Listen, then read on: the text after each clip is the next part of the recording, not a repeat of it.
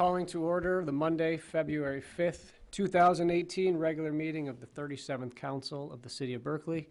Ms. Boucher, would you please call the roll? Mayor Pro Tem Baker. Here. Councilmember Blanchard. Here. Councilmember Gavin. Here. Councilmember Hennon. Here. Councilmember Stedman. Here. And Mayor Turbrack. Here. Our first order of business is the approval of tonight's agenda. Is there a motion to approve tonight's agenda? Motion to approve. To approve with the following amendments. Sorry. Postpone item number 2 and move communications before item number 11, the closed session. Okay, there's a motion to approve with the following amendment, postponing item number 2 and moving communications up prior to the closed session. Is there support for that, Councilmember Stedman? Support, yes. Any other additions, changes, or corrections? Seeing none, Ms. Boucher, would you please call the roll? Blanchard. Yes. Gavin. Yes. Hennon. Yes. Stedman. Yes. Baker. Yes. Turbrack. Yes. Agenda has been approved. Next up is the invocation. With us today is Pastor Zach Dunlap. Please stand for the invocation and remain standing for the pledge. Let us pray. Good and loving God, creator of us all, thank you for the opportunity to live, work, and play in this wonderful community of Berkeley. We come from different backgrounds, we have different opinions, and yet we are all here because we care about this community. Ultimately, we care about one another. Help us to remember that in the conversations we have and the decisions we make tonight. Be with former Councilman Alan Kadekel as he transitions into what is next for him.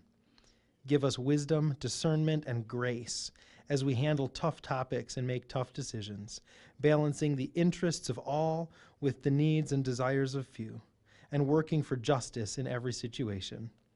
Help us to remember, God, that you are with us always, willing to guide and sustain us every step of the way. In Jesus' name I pray. Amen. Amen. I pledge allegiance to the flag of the United States of America and to the republic for which it stands, one nation, under God, indivisible, with liberty and justice for all.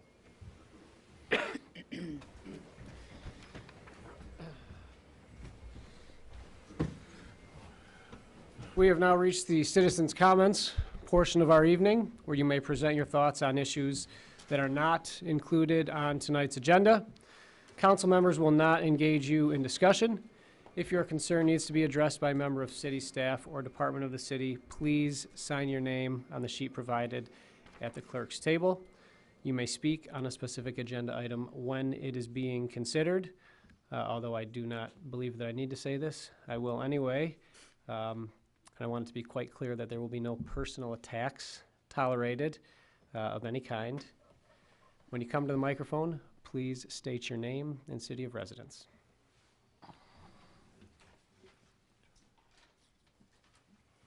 Good evening. My name is Joyce Ross, and I live on Phillips. And I had stopped in Mr. Baumgarten's office, I think it was in September, and we played phone tag a bit, but his secretary assured me that the concern that I have, that when we have a prayer, it should be inclusive of all faiths. And I believe Mr. Baumgarten's secretary left me a message that he appreciated me bringing this to his attention, but I haven't really seen a change. Thank you. Thank you.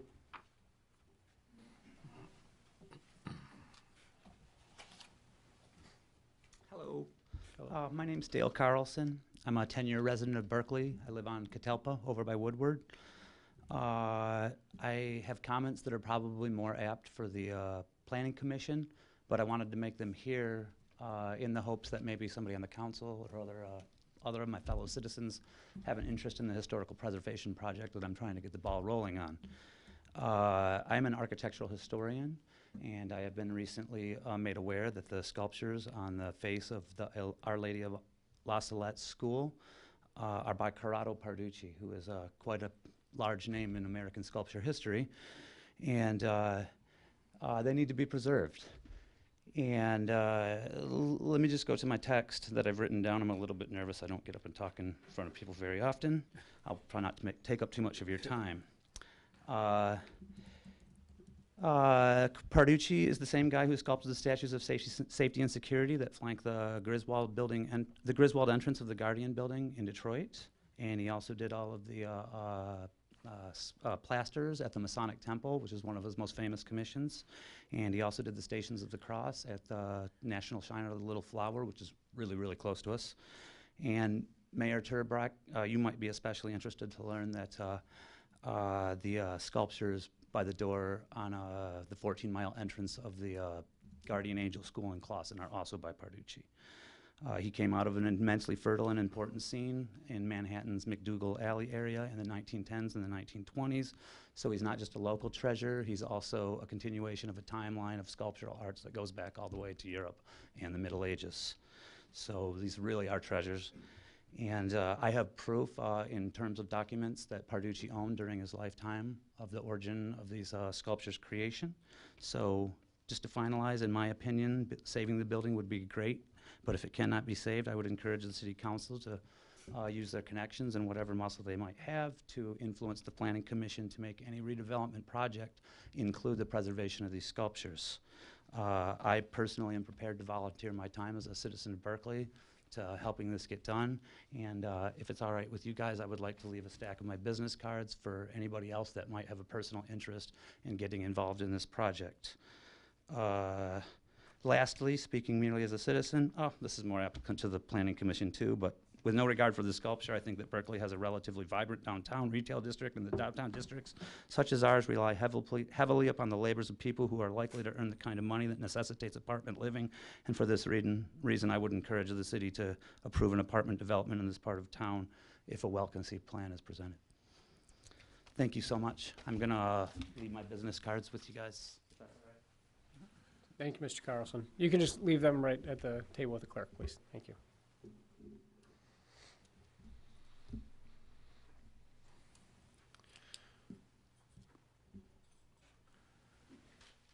Seeing nobody else clamoring to come up to the microphone, we will end the citizens' comments, and we will move on to our consent agenda. Ms. Boucher, would you please read the item on tonight's consent agenda? Approval of the minutes. Matter of approving the minutes of the 37th City Council meeting on Monday, January 22nd, 2018. Motion number M0518, matter of accepting the resignation of Alan H. Kadenko as council member. And resolution number R0518, matter of recognizing retirements from the Berkeley Public Library and City of Berkeley. Is there a motion to approve tonight's consent agenda? Motion to approve. Support. Moved by Councilmember Blanchard with support from Councilmember Stedman. Any additions, corrections? Thank you, Councilmember Your Ross? Honor. Gavin? Speaking of last names, actually an approval of the minutes from last time, it looked like on page 8 under adjournment, we're missing the V in Gavin, so I just figured I'd throw that one out there. Noted. Thank you. Any additional? Seeing none, Ms. Boucher, would you please call the roll on tonight's consent agenda? Gavin? Yes. Hennan? Yes. Stedman? Yes. Baker? Yes. Blanchard? Yes. And Turbrack. Yes. Consent agenda has been approved. Ms. Boucher, would you please read item number 1 on today's regular agenda? Recognitions, presentations, matter of any recognitions or presentation from the consent agenda. I have asked Councilmember Stedman to read Resolution R0518. This is a resolution of the Council of the City of Berkeley, Michigan, recognizing retirements from the Berkeley Public Library and the City of Berkeley. Whereas Carol Stadther began her career at the Berkeley Public Library on September 26, 1989, and served on the library board for served the library for 28 years. And whereas Linda Tucker began her career at the Berkeley Public Library on December 1st, 1978, and served the library for 39 years. And whereas Carol and Linda were the face of the library at the circulation desk and got to know many library patrons throughout the years. And whereas Carol and Linda have provided service to generations of readers and library users. And whereas Carol and Linda have both called this city home. Now therefore, the City of Berkeley resolves that in the spirit of recognition of service to the City of Berkeley, the Council of the City of Berkeley hereby recognizes and honors Carol Stadler and Linda Tucker on the occasion of their much-deserved retirements. And City Council, on behalf of all residents and employees, expresses their sincere thanks and appreciation for a combined 67 years of service to our city, and extends our best wishes to Carol and Linda as they begin the next chapter in their lives. Introduced and passed this 5th day of February 2018 at a regular meeting of the Berkeley City Council, and signed by Daniel J. Turbrick, Mayor. Come on up, Carol and Linda. Come on up.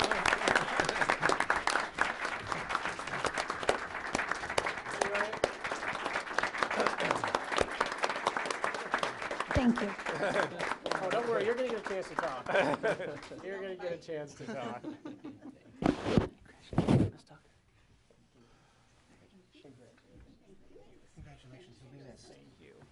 Congratulations. Thank you for everything. And wish you guys. Oh, Eileen, you want to hand those Thank out? you, thank you. so much. Hand those out? Oh, here. One for each of you. Get one. Thank you. Would you guys like to step up to the microphone? Anything you want to say? Not even give somebody a shh. Turn your book in on time. I'll just step up briefly on their behalf, Sir. Matt Church, with the Berkeley Library. Carol and Linda, you will definitely be missed. You are missed since you're already gone, both from the staff and the public. People loved coming in for so many years and seeing you both there at the library, and just a huge thanks for your 67 years of combined service. Thank you.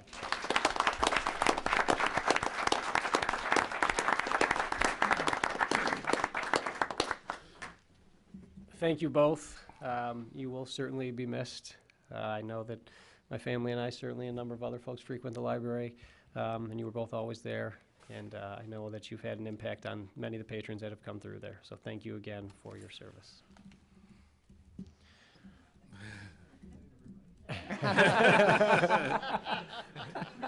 All right, yeah. Off the clock. Enjoy.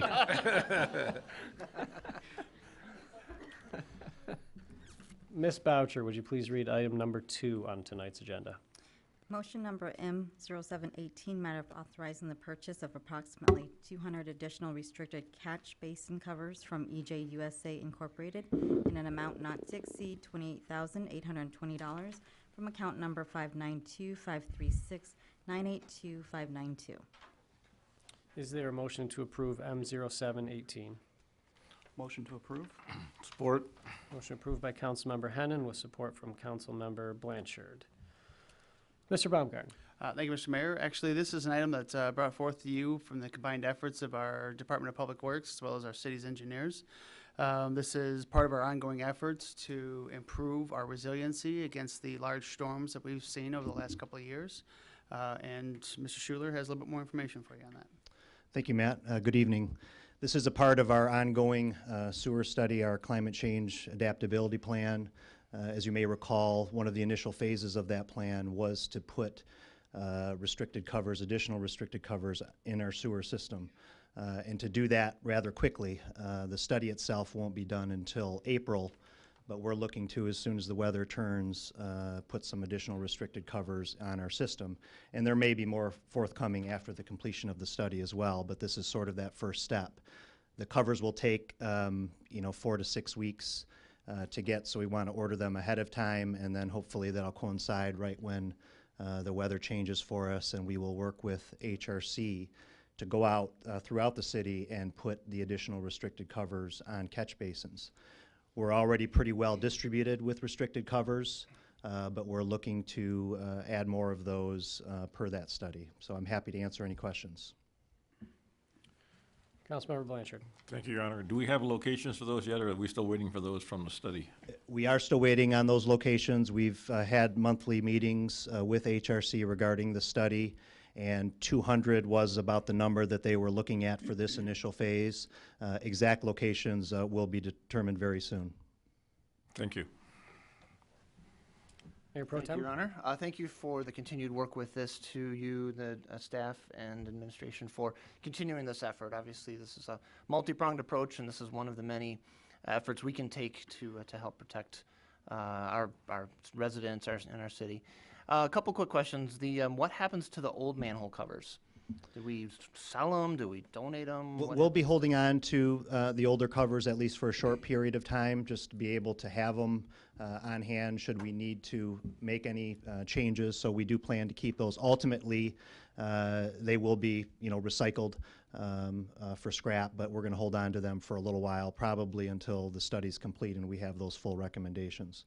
Great, thank you. And then for those areas where we do identify as part of the study that a restrictor plate will be appropriate, what's our thinking about communicating with the neighboring residents, those around that? Do we have like information, flyers, do's and don'ts with this? We've already started talking about having a website on our main page that talks about this, and I think that's probably the best spot to put updates as it relates to the study, as it relates to these additional restricted covers. So we're already working on sort of that FAQ. We've got some ideas already noted. I will say this will obviously increase during those intense rain events, the water that's in the street, and we've already seen it in a lot of areas, and this will certainly increase that, so we've got to be conscious of that.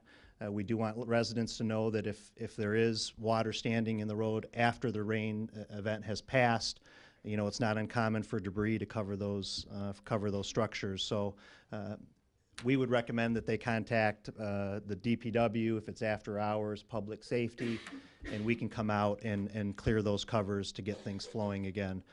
Obviously, I know we have residents that take it upon themselves to clear those basins. We just want everybody to be safe.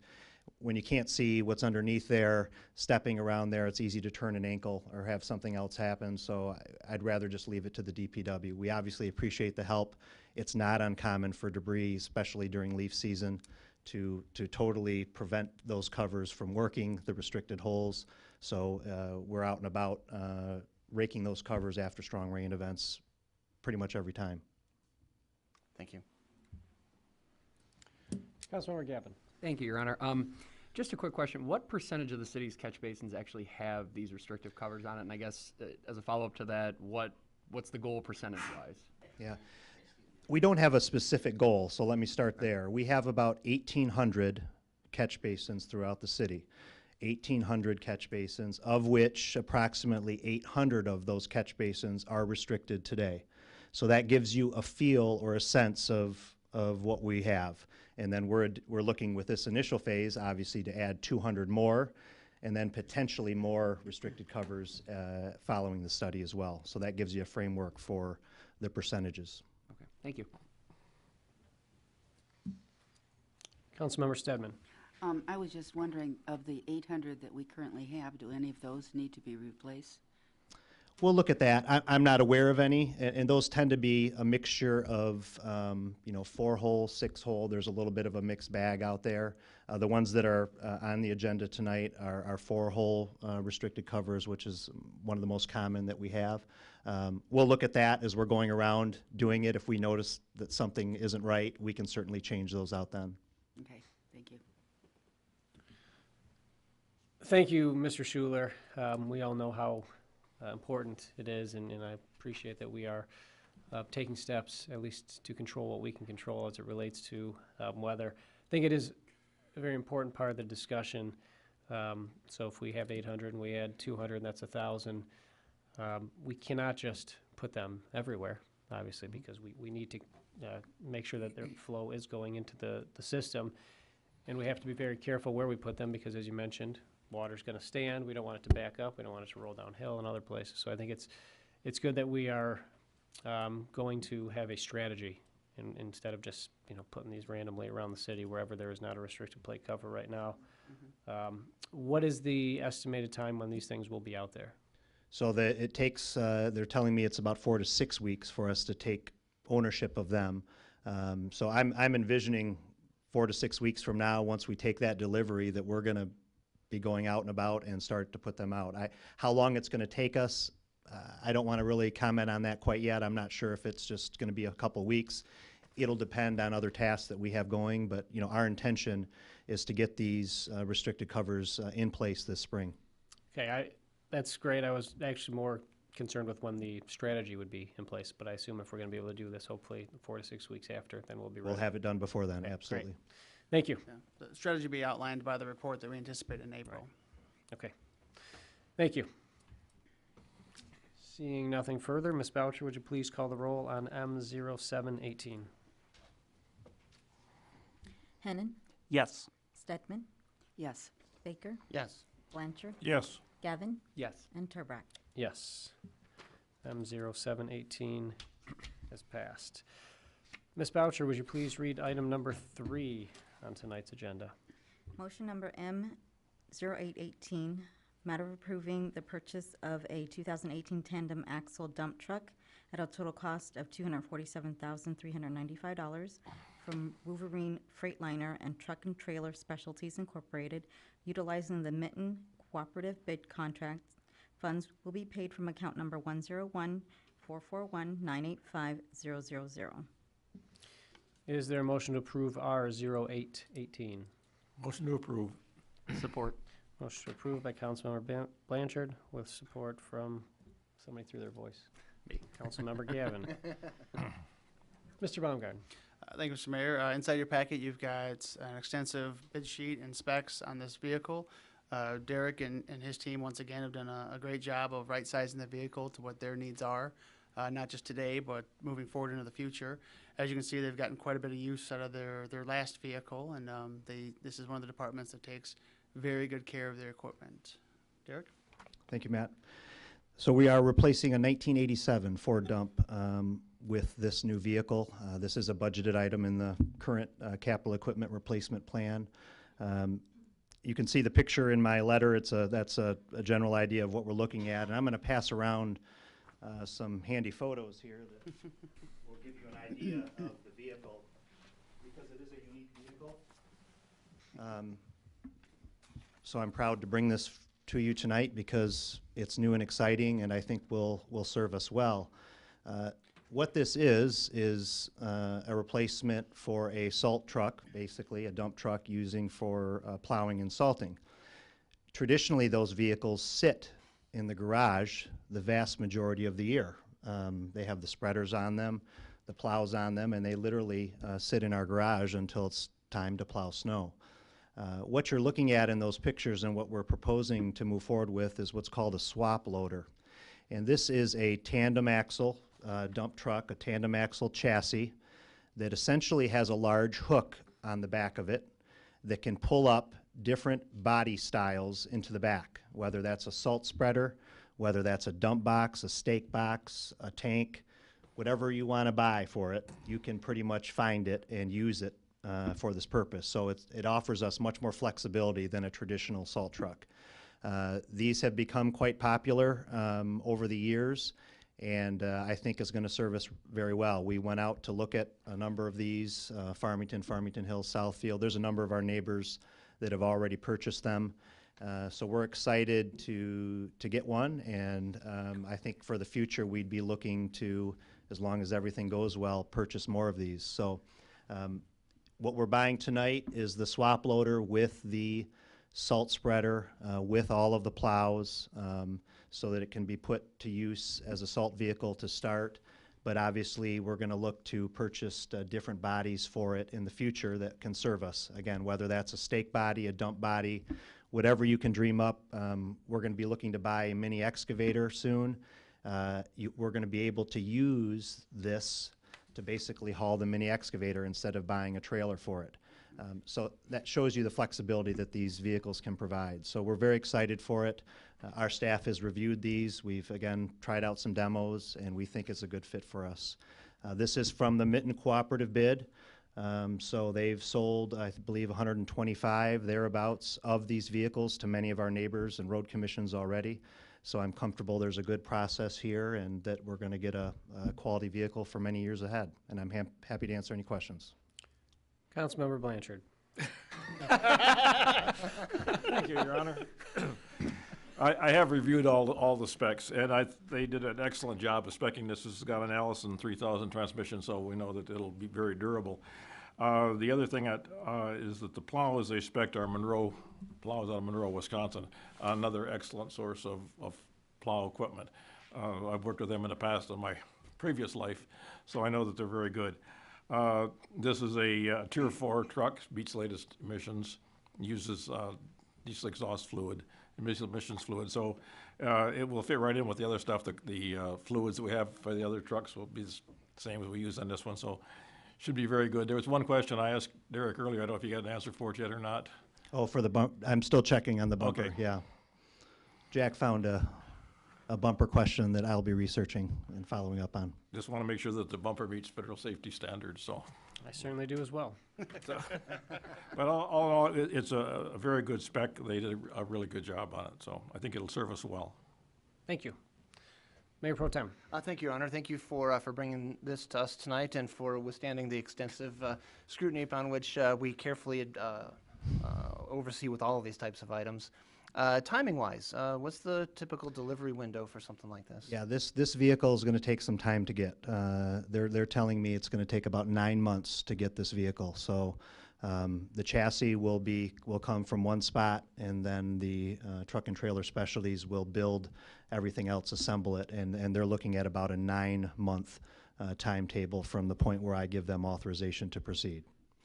And then from a training perspective, will there be any need for our folks to receive special training or anything of that sort? There'll be a little bit of training to work with the new, for the functions for the salt spreader and those sort of things, so they will provide on-site training for those items. For the most part, we're pretty familiar with this type of vehicle, but some of the controls will require some training.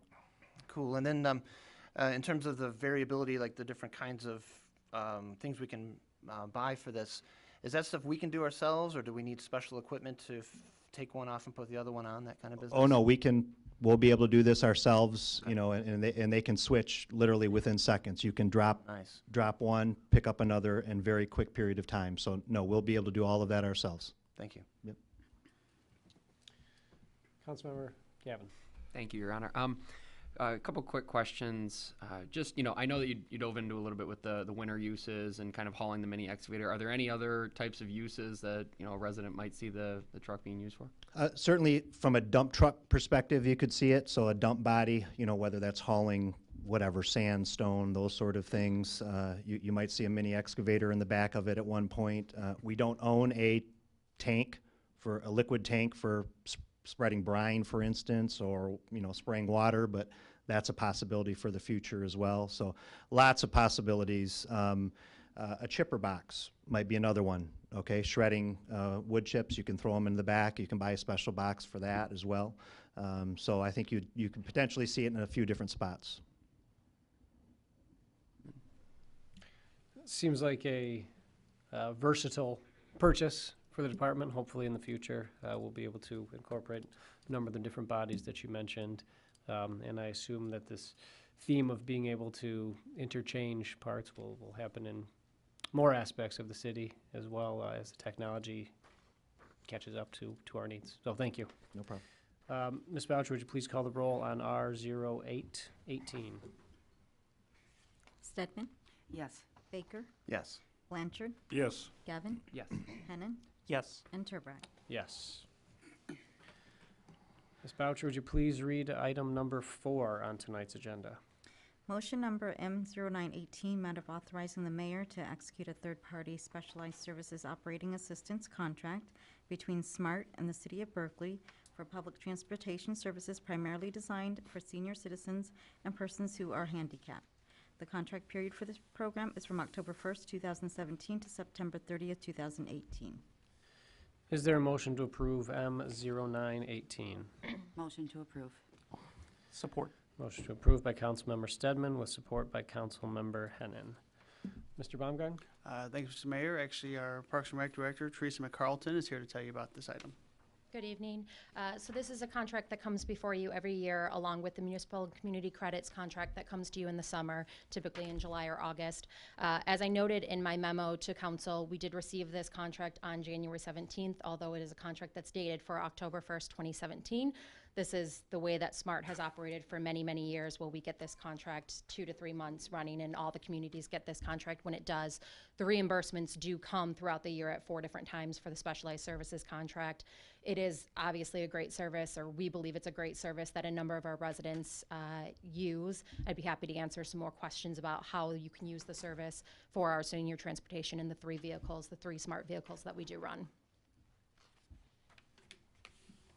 Mayor Pro Tem. Thank you, Your Honor. I'll take you up on that, if you wouldn't mind elaborating a little bit more about the Sure. ways in which this has benefited us in the past and the ways that you see this adding additional value going forward. Absolutely. So just to recap kind of what our SMART transportation does for our seniors and those with disabilities in the community, we run 3 different vehicles. So we use our vehicles. We have our large bus, which is our 26 passenger. We have our 14 passenger mid-size diesel, and then we have our smaller van, which is a 6 passenger.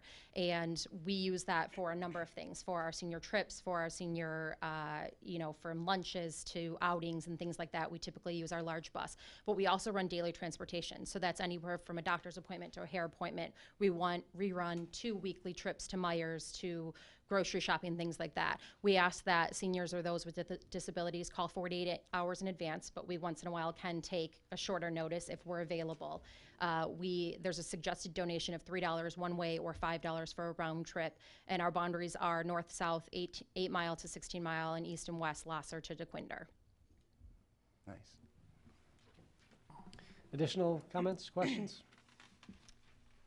Well, just one quick, this is the same contract as last year, but is The basically. specialized services, same contract, same amount of money. And one thing I want to note is, I come to you twice a year for these contracts, and then we don't just kind of walk away and say, see you again. We do both weekly and quarterly reports for SMART. So we're reporting gas, mileage, anything that's done to the vehicles, the mechanics' wages, our dispatcher wages, things like that. So all of that is kept track of. We record all the fares that we receive from the riders, and all of those numbers are reported to SMART, both on a weekly and quarterly basis.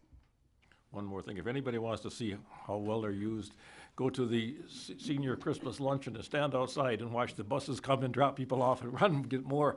It's amazing. There's a lot of people are hauled there. It's a really wonderful service, and we're always, happy to get new ridership. Our ridership has been up for the last 2 years. The more that people learn about the service and the more that they're able to use it. And again, we encourage anybody interested to call our, we often have children of people who are seniors calling and asking about the service, if they're not able to transport. Our phone number is 248-658-3472, and we encourage anybody looking for more information to call.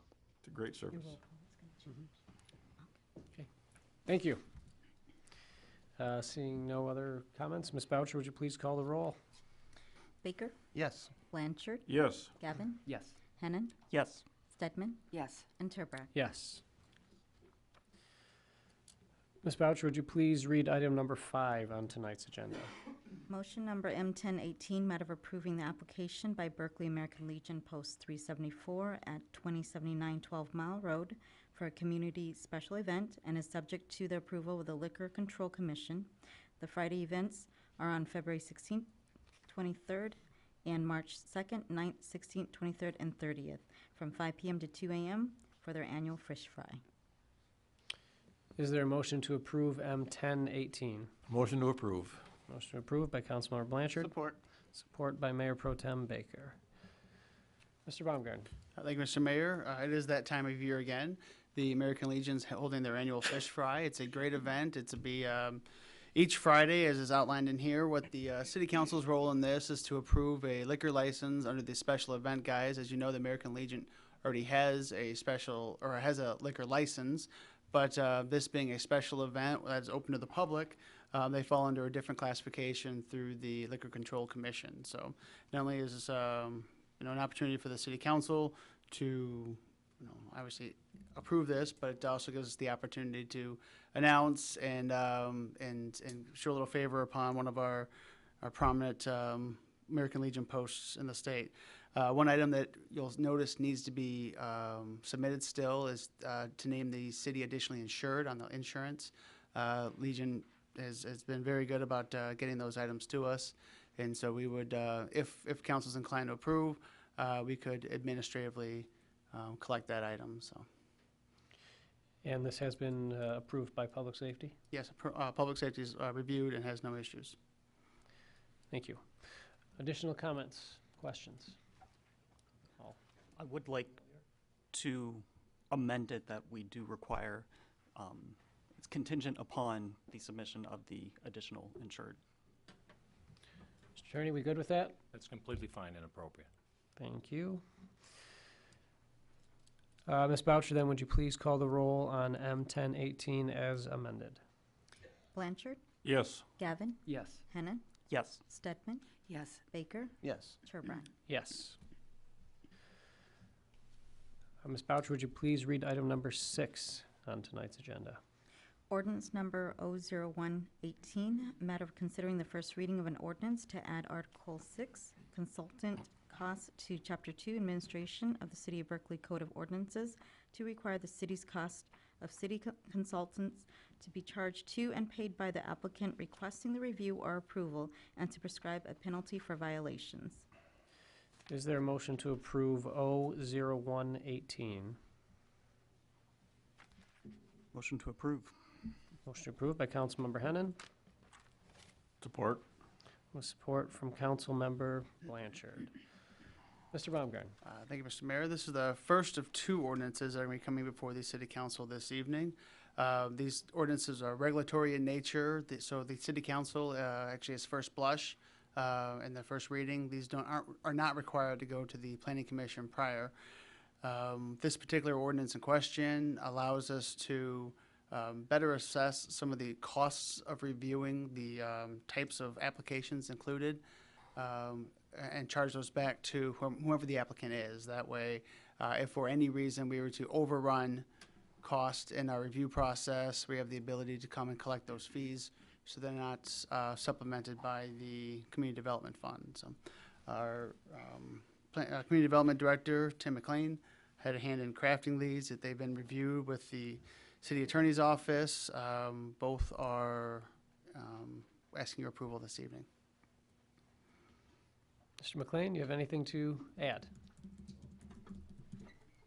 Before Tim speaks, I'll have to preface, Tim had a tooth pulled today. Oh. And so I've been trying to do some of the talking for him, but he's a trooper and he's pushing through this evening. Sorry about that. I appreciate that, Mr. Baumgarten. I apologize for the quality of my voice. My shots have worn off, and so I'm talking a little bit funny out of one side of my mouth. Basically, the ordinance to allow for fees to be collected for planning review, it's a practice that's utilized in many communities in Michigan. One of the things I'm going to be doing in the near term is reviewing all of our fees for planning service. I want to make sure that we're not making it impossible or difficult for developers to come do business in Berkeley.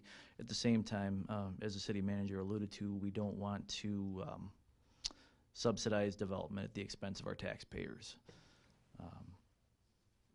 So I'm very happy that this ordinance is being considered, and looking forward to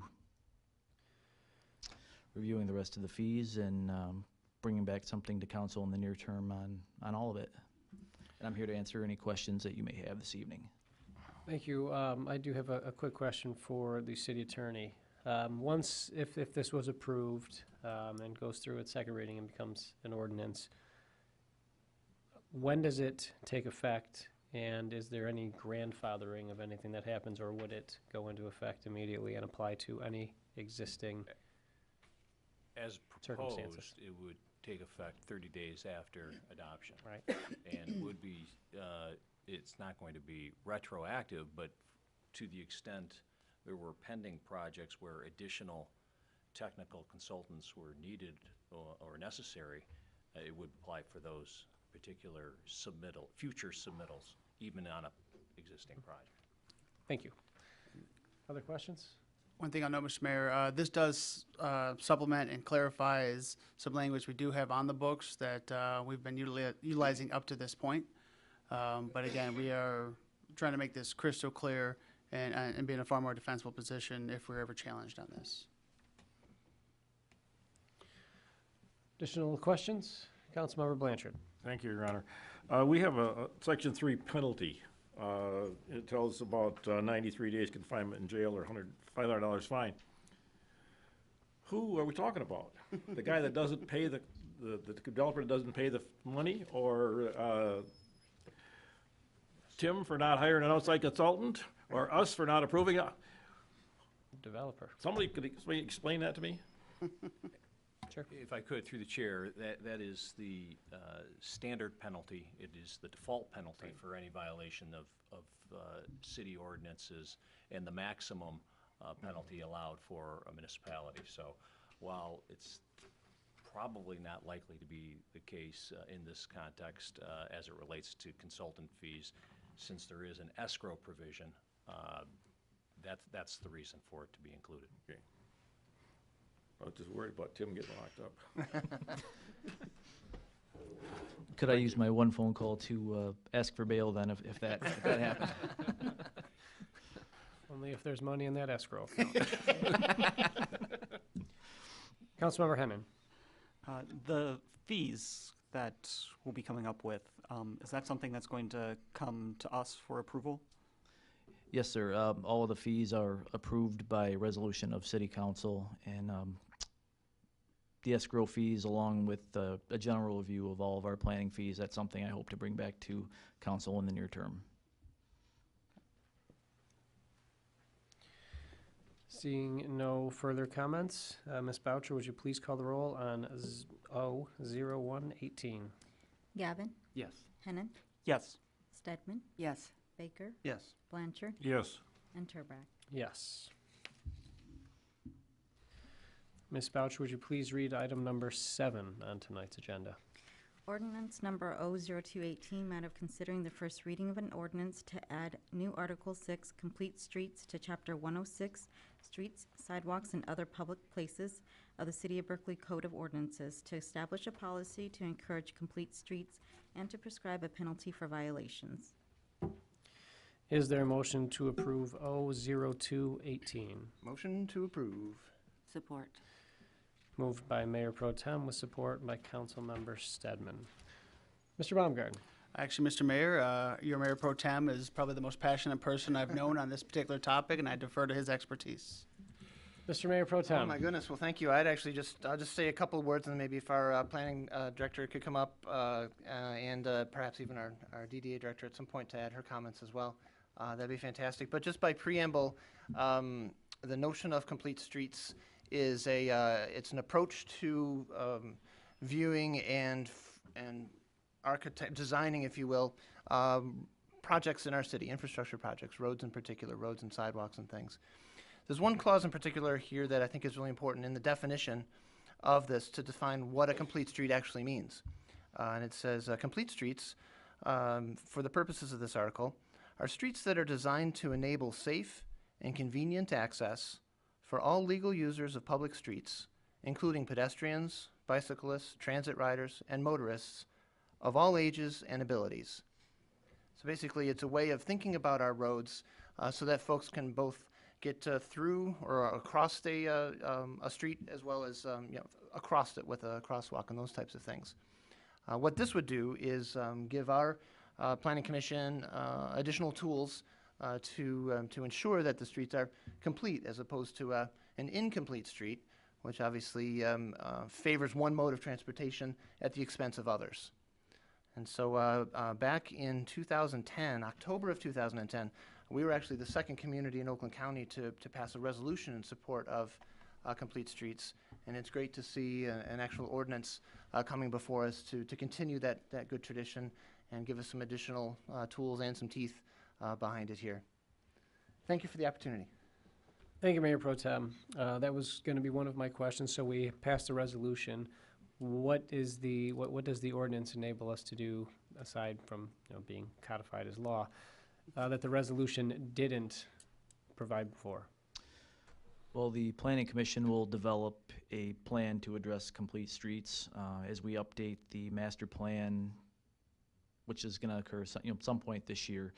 This is something we'll incorporate in there, and it gives the Planning Commission some enforcement mechanisms to ensure that complete streets are occurring in Berkeley.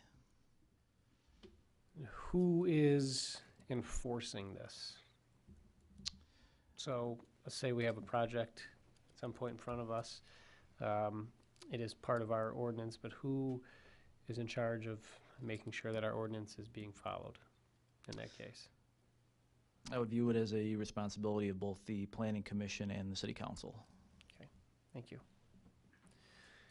Other questions, comments? Councilmember Hennon? My understanding of state law and the 2010 resolution is we're already requiring looking at complete streets. So is that incorrect, or is this adding something additional to that it doesn't already require? Anyone? There are reasons, because I asked that same question. I can speak a little bit to that. One of the things, as Steve mentioned, that the DDA is doing is looking at the DDA district from a complete street standpoint. So you can see we've already added those 2 crosswalks, trying to increase pedestrian friendliness. The other thing we're looking at is Coolidge, which is obviously our local road, and kind of trying to pursue whether or not we can make that a more pedestrian, bicycle-friendly experience by with a road diet. So you can see right now we have traffic counters out there. We're in the process of doing a traffic analysis, which should be back in mid-March. But the reason for the ordinance, as we try to, work towards this road diet and a more complete streets approach, is for TAP grant funding. And having that ordinance in place carries a lot more weight with the state.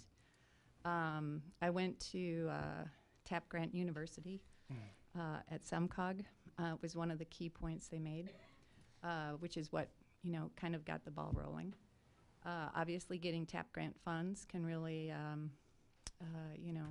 offset the cost of doing these things. Not only say if we're looking to, assuming the traffic counts and everything falls into line, that we would like to submit a grant in June, a grant application in June for striping and signage. Also tie our wayfinding into that. So having that ordinance in place even for that is going to be critical. So that's why I brought it to Tim, Tim's brought it to you, and we're hoping that you guys all agree this is a good thing. Thank you, Vivian. Councilmember Gavin. Thank you, Your Honor. I appreciate it. So just real quick with Vivian, can you kind of elaborate on what sort of uses, TAP grants? Can you elaborate on what sort of things we can get out of applications for those TAP grants? Oh, for sure. Yeah, I mean, we can get TAP grants for substantial infrastructure, particularly green-related, which is another thing the DDA is looking at long-term. Ross is actually a co-chair of our organization committee, and the org committee is tasked with putting that green policy together that will look, and hopefully will also tie into the city's environmental, committee. But substantial infrastructure, green infrastructure, things like wayfinding and signage. We're striping. I should mention that we are also trying to work with Huntington Woods and Oak Park on the road diet so that it would come up from 696 North. And then, by working as 3 communities, obviously that carries more weight too. But the fact is that if we could tie that wayfinding into there, we've completed the wayfinding study, but we have yet to find money for the production of that signage. So I've talked to SEMCOG, the guys who are, at SEMCOG and who work with all the TAP grant funding, and they say, yeah, tie that stuff right in there. So, the more pieces we can put into place that, kind of carry some weight for us to get that TAP grant funding, the better off we are. So, yeah, long term though, I would love to see some green infrastructure and funding from them. It's probably 4 or 5 years down the road, but well, maybe 5 or 6 years. But streetscapes is a big thing, and we all know we need to take care of that stuff. Stormwater management too, so, all ties together. Thank you. Mr. Mayor, I just wanted to respond to Councilmember Hennon's question. The the amended Planning Enabling Act mandates that complete streets be addressed in the community master plan. However, as we all know, the master plan is just a guiding document, not necessarily, the law of the land. If that answers your question. Mayor Pro Tem? Thank you. Just one last thought around this. So our conversation, about the nature of this item before us here touched on a lot of appropriate things in terms of implications at the local and state level, some of the financial benefits and things that we could see through grants and things like that.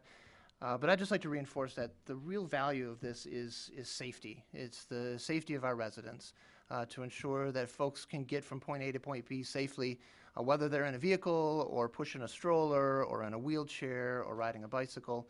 That's what this really is going to help us do, right? As we make decisions about the nature of our roads, we want to design them thoughtfully and intentionally to ensure the safety of all of us, of residents and visitors alike, as they interact with the streets and our neighborhoods as well. I remembered, this is probably what Ross was asking me to kind of, and my brain just wasn't quick enough. The other thing that we're looking at the TAP grant funds for are the bike share program. We're working with, there's a regional TAP grant request going in for, the MOGO bike share. So we actually would be, if we, are a part of that, and they're still putting that whole thing together, we would actually have a station probably at Catalpa and Coolidge, another one up at, I think we decided Royal and 12 Mile. So once again, if we can get that complete streets kind of road diet along Coolidge, now we're making it more bike friendly, more pedestrian friendly, and that improves community life, like Steve said. So. Thank you. Councilmember Hennon? Yeah. Has anyone talked to the Planning Commission about this? This is going to, put additional work on their plate, it seems. And so do they have the knowledge, the training? Are they able to do this? I believe they are. We're fortunate to have some professional planners on our Planning Commission staff, and I'm fully confident that that body will be able to put together a plan that adequately addresses complete streets. Okay. I had a similar question to the previous one. There's penalties, jail time, and fines in this one as well, and who pays those fines? Is it our Planning Commission? Is it us? Jaywalkers. Mr. Attorney, do you want to? Well, again, it reiterates what the potential penalty for violation of the ordinance is. The stepping back, the Public Act 134 and 135 do not require an ordinance, but it's certainly permissive to have an ordinance and as well as a policy addressing complete streets. And the consideration of an ordinance does not eliminate council's discretion and authority to consider amending it any time, both the policy or the ordinance, should it at some point need to be further tailored. So that doesn't exactly answer your question, but as it relates to the penalty provision, it's in there because all ordinances, violation of ordinances, there is that standard potential penalty, but what the point I'm trying to make is the flexibility that council has and keeps should circumstances change down the road, and the ordinance as presented before you this evening needs further refinement. In the future, you would have that authority. And Part 5, my reading of that is that once this plan is in place, we would have to strictly follow the transportation plan, or the, what are we calling it? The non-motorized transportation network plan. We'd have no discretion if it was cost prohibitive once this was approved. We would still have to follow it, and there's no safety valve there. That makes me very nervous. I understand wanting to make it something that we follow, but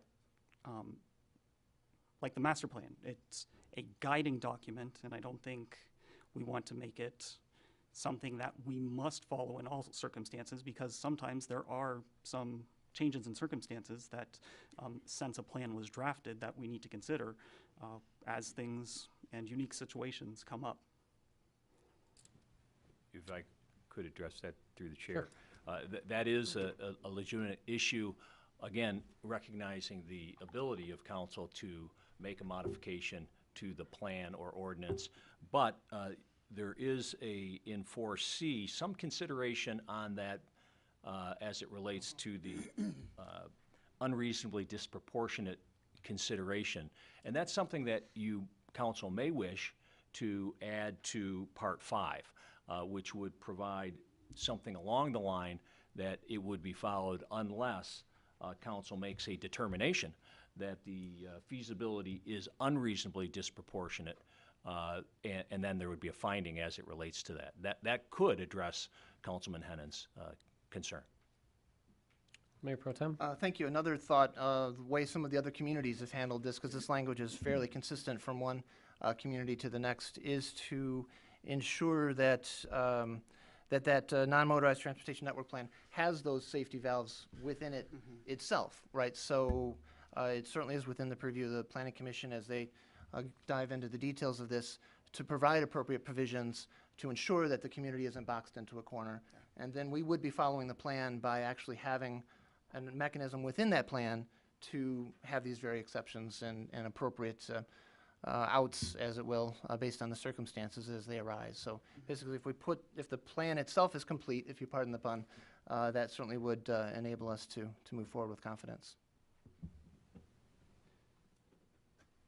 Councilmember Hennon?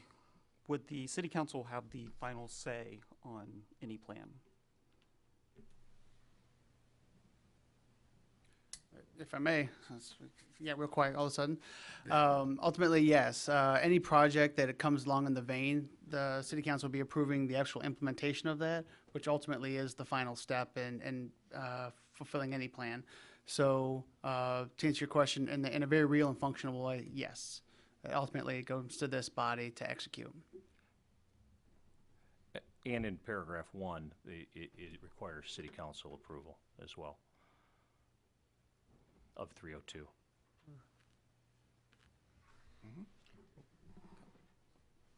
Okay.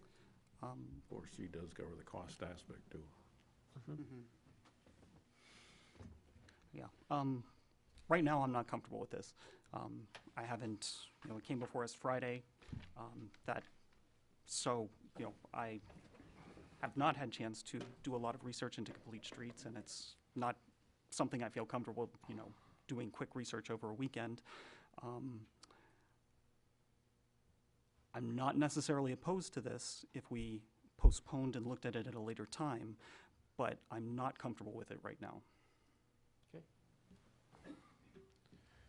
Mr. Mayor Pro Tem. Thank you. This is just first reading, right? So there is opportunities to provide additional comments, feedback, and address those to see what other thoughts, again, communities that have taken these steps in the past 5 to 6 years, that we could learn from them as well. Sure. Coming into the second reading. So it is a first reading. The second reading would not be until our next meeting, which is the first, which is March 5th, so we'd March have another month. 5th. So we would have time at that point. We would have the opportunity to make any changes, corrections, if we would like to. Is there anybody else that wishes to postpone this prior to until the next meeting? Or are you comfortable with knowing that it's only a first reading and that we will have opportunity? I'm comfortable Councilmember knowing that Stedman? this is the first reading and we'll have the second reading in a month, but we have the time. In fact, I would recommend that instead of putting it on the consent agenda, that we put it on the regular agenda the next time so that more discussion can occur at the second reading. Yes, ma'am.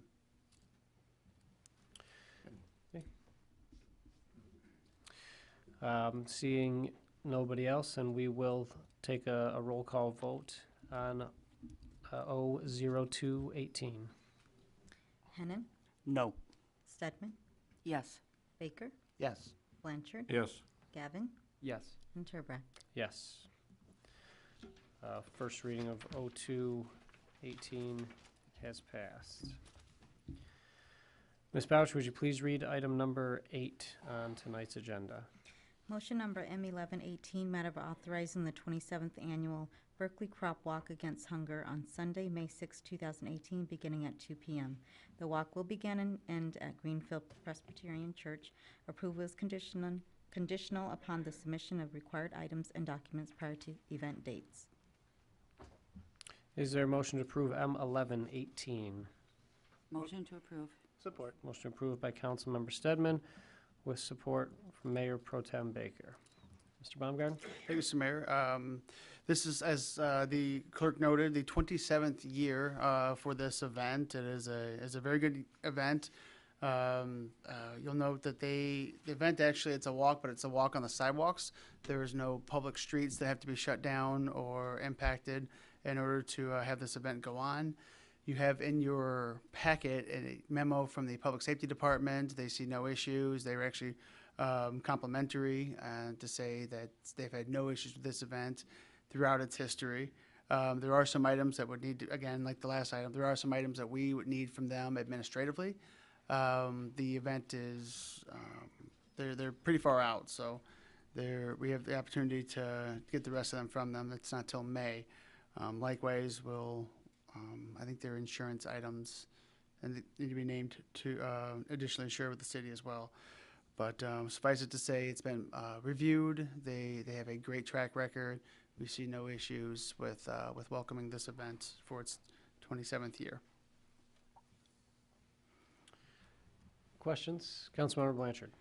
Yes, I'd like to point out that there is an error in this. The motion, M1118, states that it will begin and end at the Greenfield Presbyterian Church, but the document itself says it will begin and end at Cana Lutheran Church. So one of those two is wrong. Cana is correct? Okay. So the motion is incorrect. Okay. Thank you. Do we need to amend the motion then? Yep. We will, go ahead. Oh, never mind.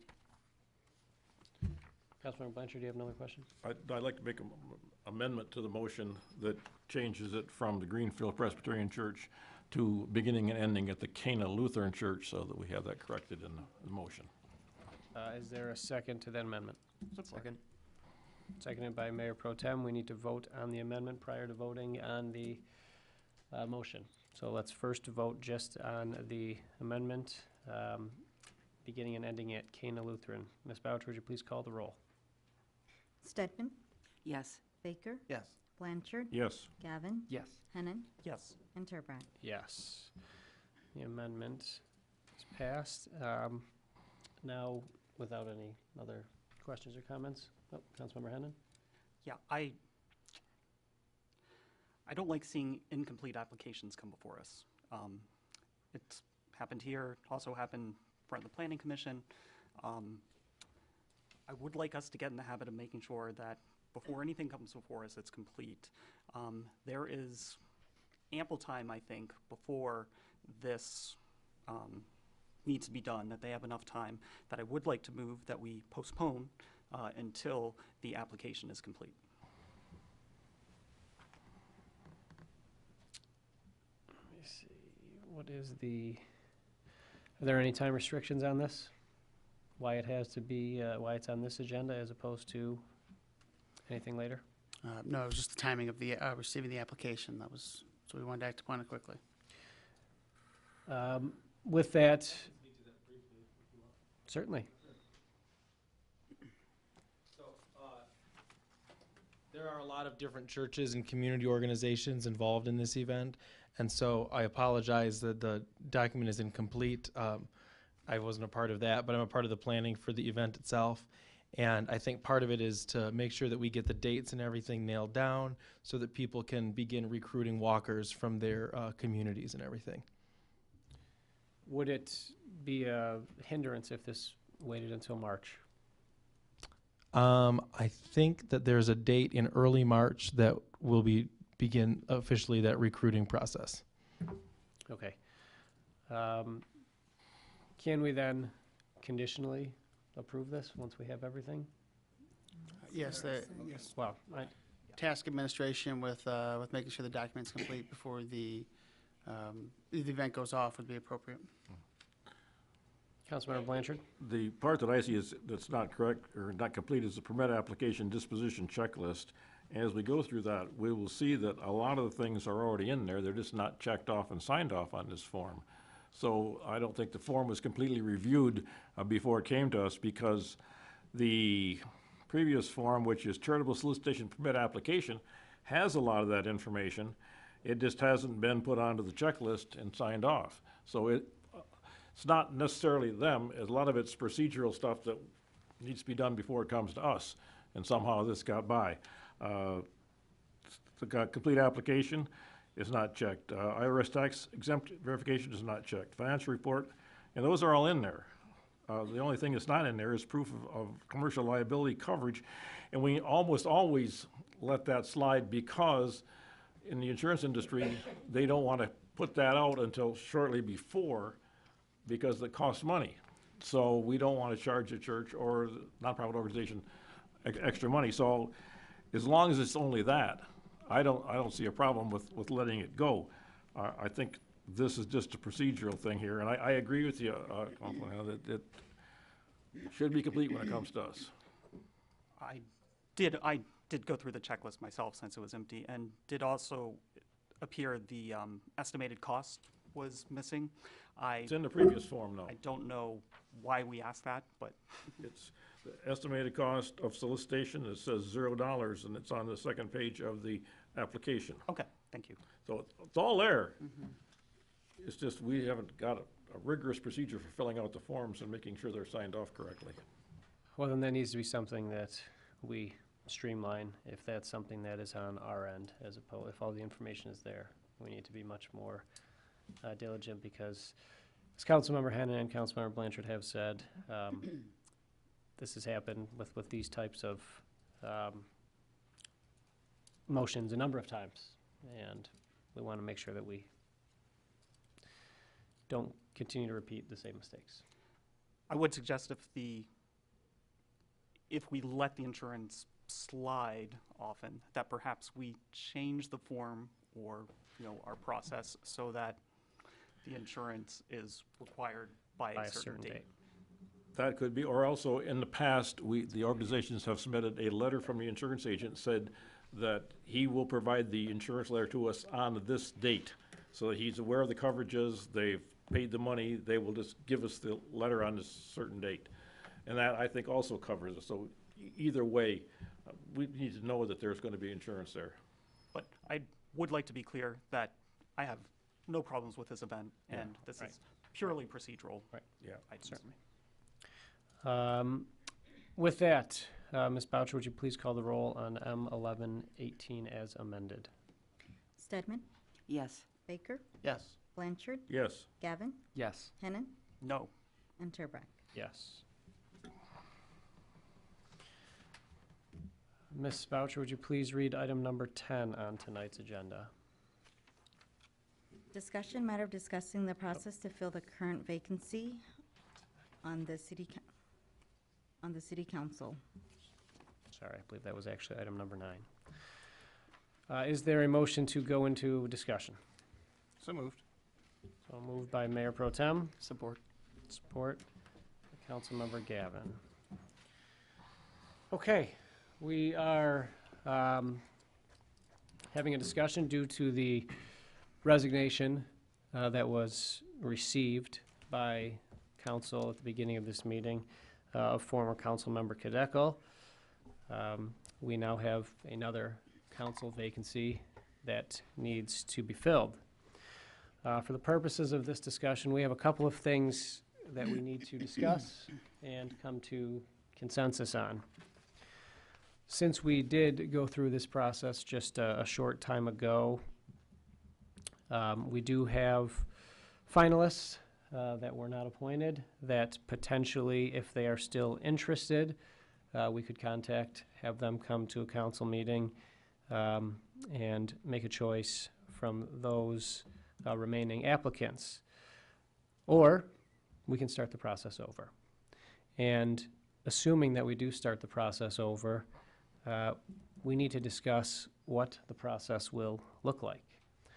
At the conclusion of the last appointment, I noted, and my colleagues agreed, that it would be very prudent of us to update our rules to include a more standardized process that we would use in the future event that council needed to appoint a new member. Now, we certainly didn't know that that situation was going to present itself as quickly as it did, and we have not had an opportunity yet to discuss those. But nonetheless, here we are. So tonight, I suppose, is as good as any to have that conversation. According to our charter, we do have 30 days from today to fill the open seat. I just want to quickly review the last process or summarize the last process, and then we'll figure out where we're going to go from there, what worked, what didn't work. Initially, the process, if there were 5 applicants or fewer, applicants would have been invited to speak at the next council meeting, and then the appointment would occur at the following meeting. We also discussed that if there were more than 5 applicants, which was the case last time, that an ad hoc committee would be created. That committee, those members were appointed by me. And the last time, I appointed the Mayor Pro Tem to chair. I appointed our newest council member, Councilmember Hennen, and I appointed our most veteran Councilmember Stedman, on that committee. I felt it gave us a nice mix to be able to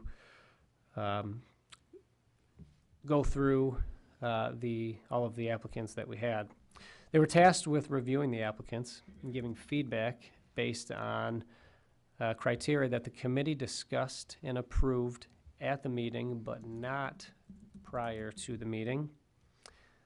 And the criteria at that point consisted of community engagement, municipal involvement, professional experience, and background and diversity. The subcommittee then recommended 6 highly qualified applicants who came and spoke at the council meeting.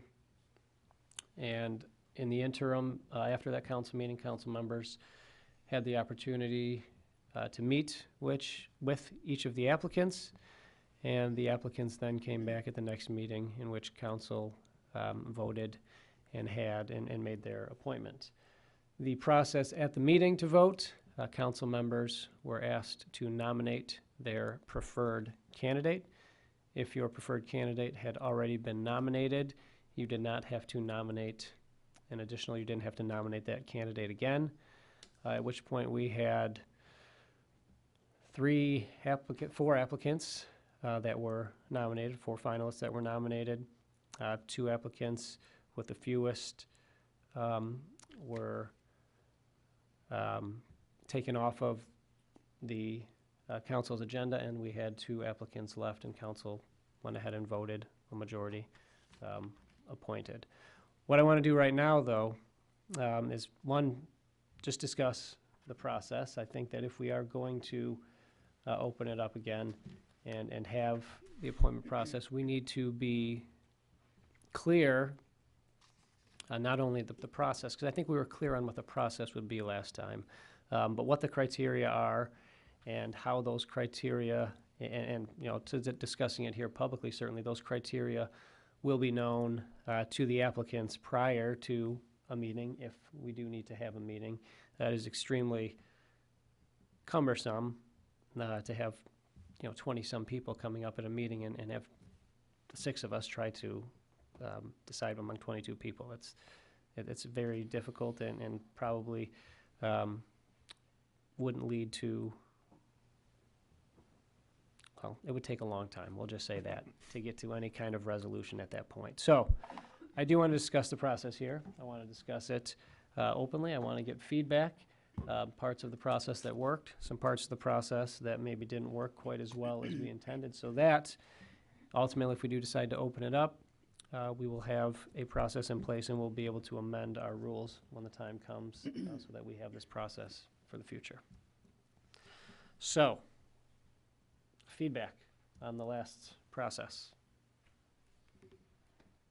First, a question. What is our timeline? When did our 30 days start? Today. Today? As when we, March 7th is the 30 days. March, yeah, March Okay. 7th is our 30th day. It starts, the clock starts when we accept and act on the resignation. So we have one meeting scheduled in that period. Mhm. Thank you. I think the timeline is, I mean, I think we would have to have an extra meeting at some point between now and the 7th. Between now and the 5th, actually. Most likely, if we go that route, yeah. Yeah, to that point, if we, when I recall the last time around, we had that subcommittee met in between regularly scheduled council meetings. Right. But I don't know that we had a special full council meeting scheduled in addition. It was just the subcommittee that met. No, but we had We a had second meeting. We had 2 meetings then. We had Oh, right, two because of the meetings. calendar, there's actually 2. There was 2 meetings. That's right. Yeah. This time, there's just the one because of President's Day. Right. All right, well, let me actually backtrack a minute.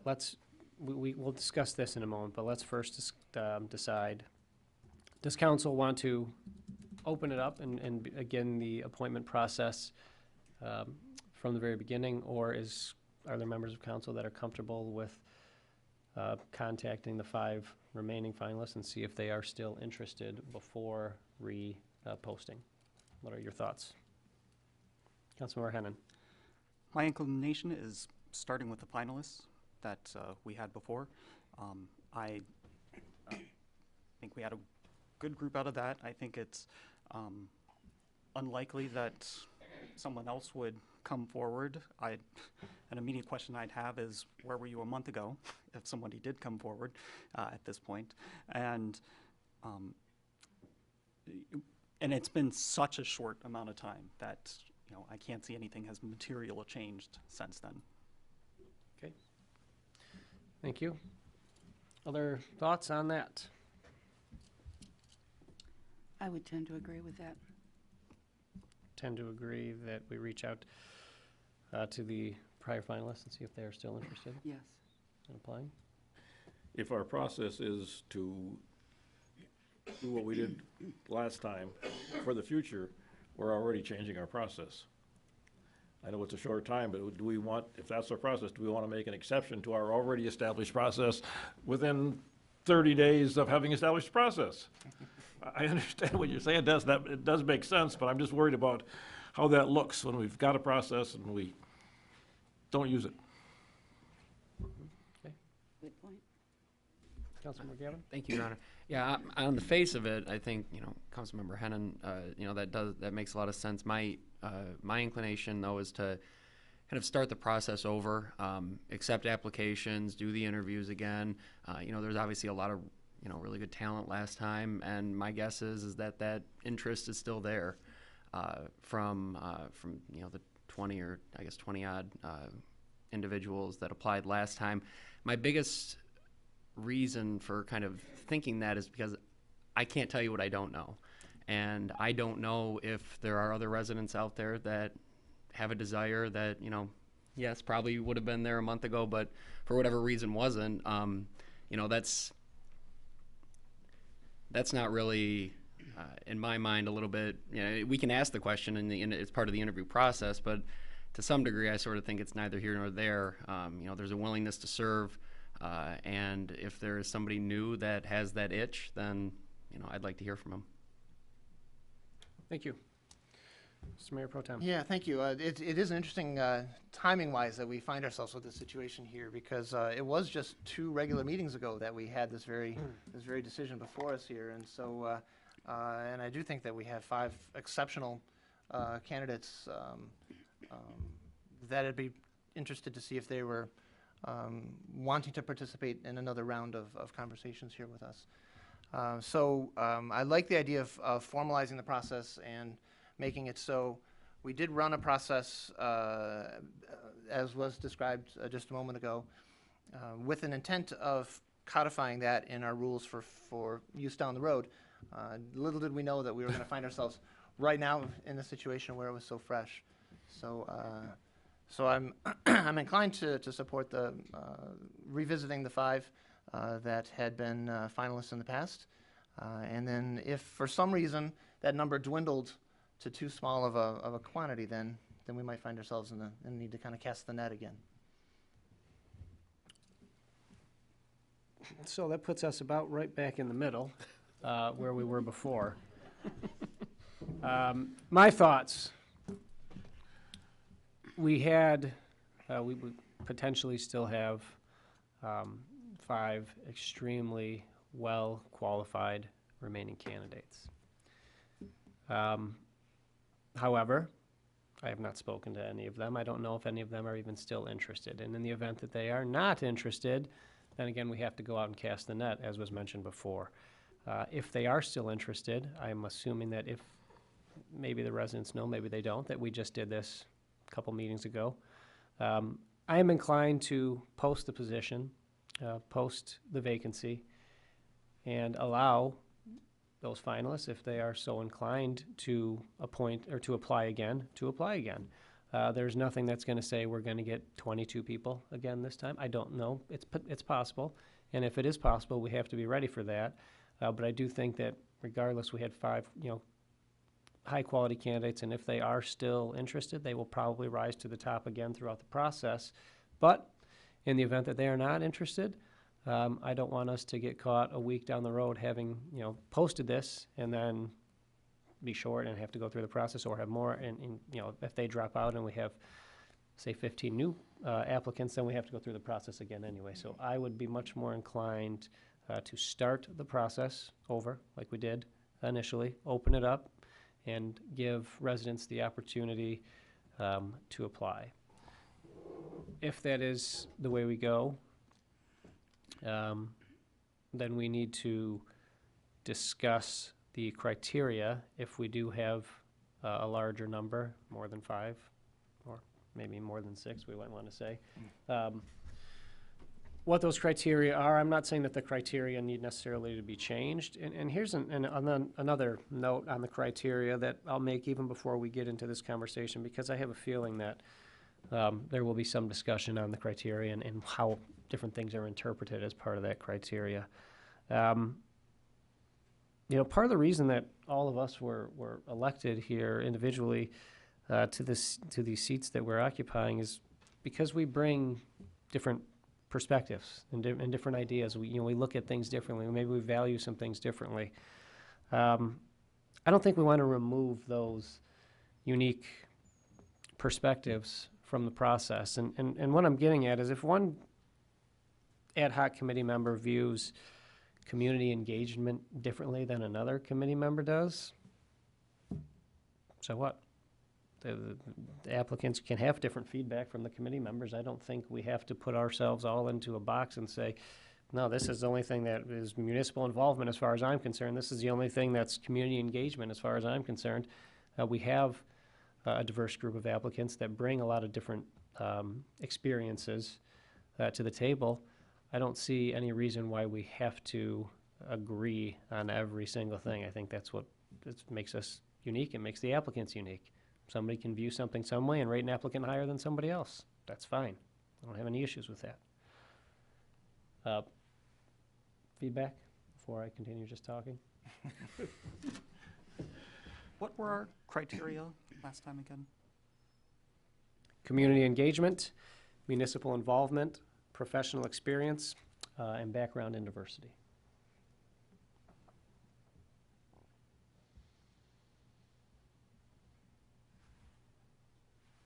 Let's start with those 4. Does anybody up here have an issue if those are the 4 criteria moving forward? Does anybody have something else that they feel should be part of the criteria, or want to strike one of those? I think diversity needs to be explained. Are you talking about diversity of everybody's experiences and background?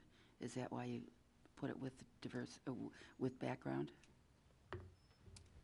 Yeah, I will defer to the Mayor Pro Tem and the committee members that discussed this before. But yes, that is accurate. Yep. And diversity in all its many forms, right? Right.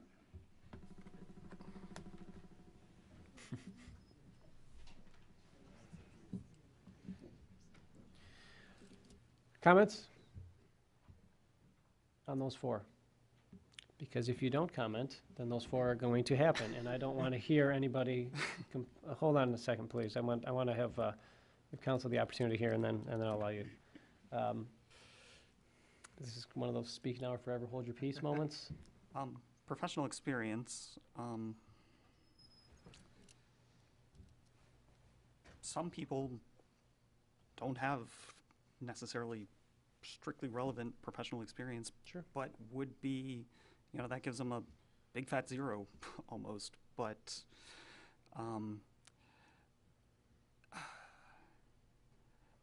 professional implies like career to me, and so professional and life experience, so someone who has experience that would contribute to being on council, but it's not necessarily in a career setting. That's a good point. I think, serving as in a few months that you've served now on council, or 3 months on council, there's actually a lot that we do and a number of different things that do apply to various professional careers. I'm not saying you have to be a city manager, a city planner, but there's a lot of different things that people can do in their everyday lives that may be a skill or a trait that would apply to city council. As far as professional experience, it's not like there's a building of council members down the road that we can start hiring from and just, have them apply because they have professional experience. I think it actually leads to, more about what they've done and what that unique perspective may actually bring to a voice on council, as opposed to like a 0 if you don't have municipal experience, but maybe you have something else, whether it's technology or you're a consultant of some kind, something that does lead to leadership and organizational skills. I would be much more inclined to judge it that way as opposed to directly their professional experience, if that makes sense. Yeah, and that is how I interpreted it. I just, right. We do bring different perspectives to it, but trying to have us somewhere close, on the same page. Yeah. Okay. Mayor Pro Tem? Thank you. Yeah, along those same thoughts, when we discussed the professional experience versus background and diversity, the background and diversity was really where some of that life experience and their journey, at least how I processed the various applications that we saw, was through that background and diversity.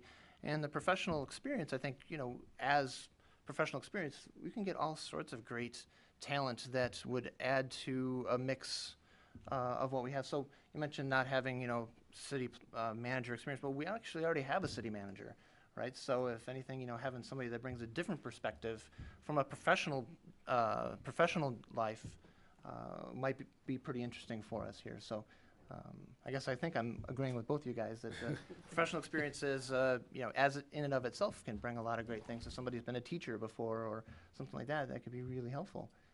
And then from the background and diversity is where their life journey, the kinds of things that they've experienced, outside of the professional city and municipal arenas, can be entertained. Okay, thank you. Okay. And municipal involvement, I think that's the one we had the biggest discussion on in the committee. And many ways to be involved in the municipality that aren't on formally appointed boards. A problem I see with defining it as municipal, as community, or as official city organizations is that we are the gatekeepers of that. And so then we become the gatekeepers of who can have any sort of scoring in that, when there are many ways that people can be involved in the municipality. Municipality and community engagement, I actually see as one and not as distinct. What you just brought up was what I was, I guess, not so eloquently alluding to earlier. Yes, understood. Is that I don't think we need to nail it down so much that we're defining, municipal involvement has to be that. I think we have, however you interpreted that, if you were on the committee, or however somebody else may interpret that as they are on the committee, I have absolutely zero issues with that. I want to allow that. I don't want to get pigeonholed into anything, because if you go the other way, well, then where does it end? If you say, okay, it can be anything that you do. Well, I brought in my neighbor's trash can yesterday, so I mean that's, I know that's potentially a slippery. I didn't actually do that. It was an example. But I feel like if we don't make it too restrictive and we allow our individual perspectives to impact how that item is scored, I think that takes care of the problem of trying to define what exactly municipal involvement is or isn't. Okay. I also, by the way, Councilmember Hannan, I'm fine with combining community engagement and municipal involvement. I do think there are some overlapping similarities there. Is there any pushback on that? Any council member feel like they need to remain separate? We just need to see that people are actively participating either in a city board or commission or They show their dad's club involvement. or something that's actively benefiting the city and the city's residents, and that they're actively involved in helping out because they have an interest. Right. Yes. That's the way I look at it. Okay, so we are now at community engagement and municipal involvement as one. Experience, professional experience, background, and diversity. We on board with that? I think so. Okay. Mr. Height, please. Sorry.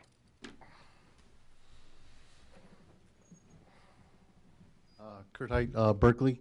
I think you guys almost covered what I was going to question about, but I think when you guys went through all the application last time, I think you were kind of, when somebody had outside experience from a different city and it was municipal involvement, you were kind of not counting that because you said you wanted to count if it was involved in Berkeley. And I just wanted to make sure, I felt that if we had somebody that was new to the city or here for 5 or 6 years, but they had previously been on a city council, I thought that should carry the same weight as somebody that was on a board in Berkeley as well. And I think, maybe I'm wrong, maybe I'm misinterpreting, but I could have sworn the discussion between you and somebody else was that you wanted to just say, no, the municipal involvement just had to do with Berkeley, because there was a former council member from a different city, and I don't think they weren't scored on it. And I just felt that that would be something that could benefit our city, even if it was from a different.